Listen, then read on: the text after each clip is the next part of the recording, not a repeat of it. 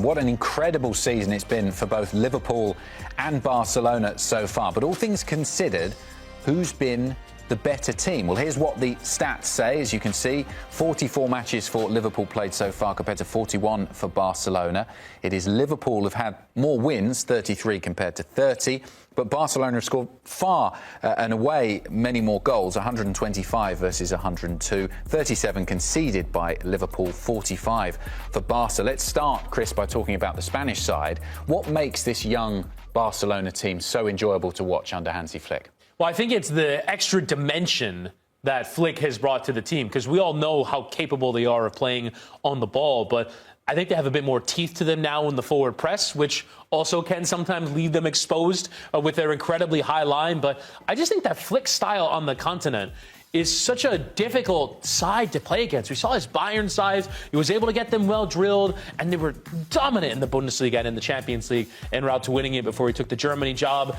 And Barcelona kind of have a similar identity about them. I think Rafinha leads them in that respect. He has that ability to create and be a really talented player, showing quality up front while also showing that forward press. And really, if you're asking the question, why is this Barca team so great? Part of it's the style, but part of it is it's so enjoyable to watch a team of kids grow up together and compete and get results at a very high level. You look at so far in this calendar year, they have yet to lose a game. They score so many goals. There are some frustrating performances along the way. There is the inconsistency of playing youth, but ultimately, so many academy products have made this team fascinating. As for Liverpool, Arne Slot obviously inherited a pretty good team from Jurgen Klopp, but I've certainly noticed that they are a lot more organised, rigid, perhaps calmer compared to the chaotic scenes that we saw sometimes under Jurgen Klopp. They were obviously a brilliant side to watch and very successful playing under the German. But Arne Slot's put his own stamp on this team, hasn't he? Yeah, and I think that at times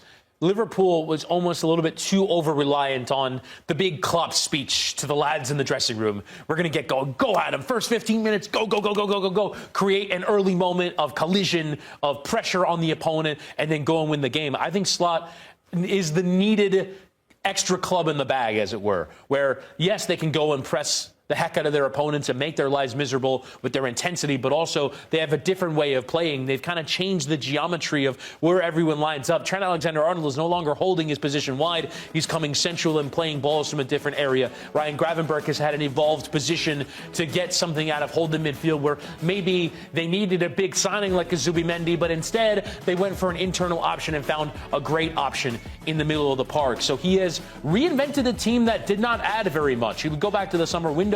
They added Federico Chiesa, who's hardly played in this team, and they added Mamardashvili, who's since gone on loan to Valencia. They haven't added really any major first-team contributors.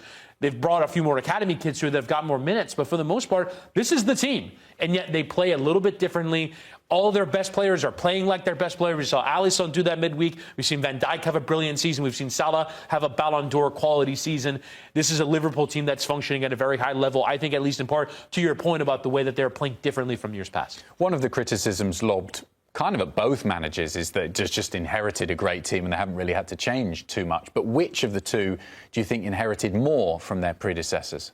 I think Arne Slot did. I think if you look at the core of that team was really high functioning, and they went and invested well in that midfield, and Alexis McAllister and Dominic Szoboszlai, who have both been really good players. That forward line, they had kind of succession planned in some way, I think, with volume, by bringing in Gakpo, by bringing in Luis Diaz, with Jota, and obviously with Salah on that right side. They managed to plan well enough to replace Firmino and Mane in that front three. They've got a really high-functioning attack. Van Dijk is one of the best in the world. Alisson is one of the best in the world. I think when you compare it to Barcelona, yes, at some point Xavi won the league, but remember last year how far away they were from being anywhere close to Real Madrid.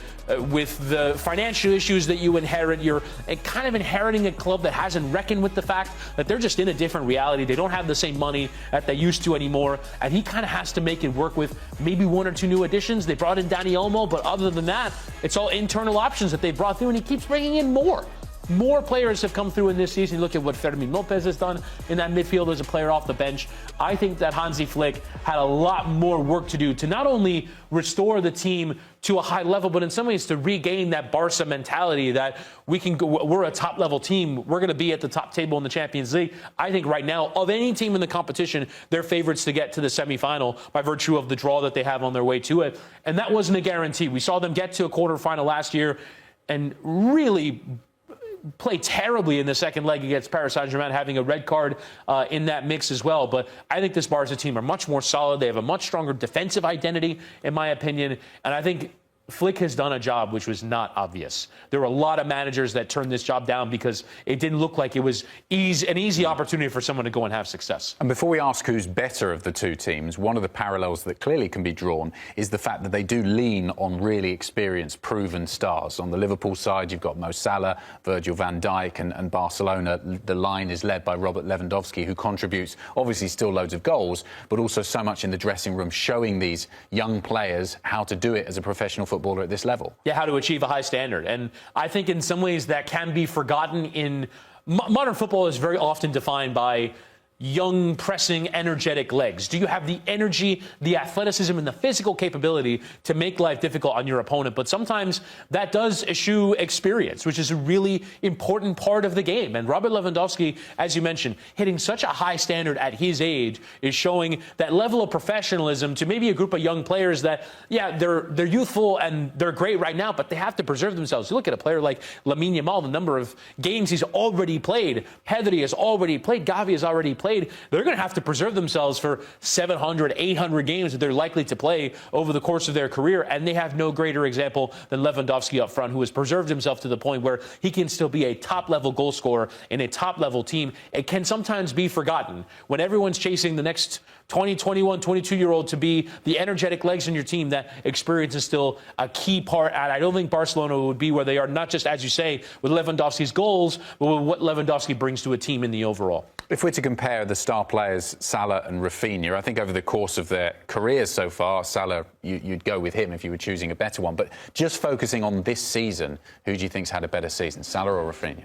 I think it's very close. I think Rafinha defines a lot of the way that this team play. If you look at the difference in goals, it can almost be entirely ascribed to the difference in the number of penalties that each player has converted. Actually, in terms of not penalty goals, Rafinha has scored more. Mo Salah has more assists. I think Salah, in some ways, more defines the overall shape of the season, of the way that everything is going, the number of goals, the fact that he's doing it amidst that contract dispute. I know that sounds ridiculous, but narrative does play a role in a lot of these things. And I think Rafinha, having struggled in previous seasons, this doesn't seem like the crowning achievement of his career. This seems like his breakout. And I feel like in some ways, Salah edges it just in that little bit of a respect of there's so much conversation around him. He is the player in the Premier League, whereas you look at La Liga, and even in this Barcelona team, Yamal gets so many headlines, Lewandowski gets so many headlines, all the Real Madrid stars are getting headlines. So I think Rafinha, in some ways, hurts for a little bit of that star power, but that's kind of a ridiculous way to talk about it. If we're talking about on-field performance, Rafinha has been absolutely sensational. The fact that he's even in the conversation with Salah wouldn't have been in the realm of possibility after the last few seasons that he's had at Barcelona. So you give him an enormous amount of credit. And if he is behind Mo Salah, it's by this much. He's been brilliant. And you can almost look at that conversation from the reverse. If you were to take both of them out of their teams, who would still be better off? And I would say Salah has more of an impact for me than Rafinha. If you were to remove Rafinha from this Barcelona team, I think they would be able to perform. So let's say in this thought experiment, you're replacing Mo Salah with, I don't know, Gakpo or Luis Diaz, but Barcelona, you're replacing him probably with Ferran Torres. I don't think Barcelona would be where they were with Ferran Torres. I can see a scenario where maybe Liverpool could survive for a period if Mo Salah weren't around. I think they have a little bit more cover and a little bit more depth. I think in terms of their indispensability, you can make an argument. Again, it's ridiculous to argue against Mo Salah because he's been so good for the Liverpool team. But I want to underscore that Rafinha defines for me that forward line of Barcelona. I don't think they would be where they are without him. So I think that indispensability is a slight maybe tick in the favor of Rafinha. So really quickly before we go to break, who is the best team in the world right now between Liverpool and Barcelona? I think if you made me pick, I would say Liverpool right now, just because I think of their solidity. I think Barcelona have been exposed in a few too many games in terms of that defensive line.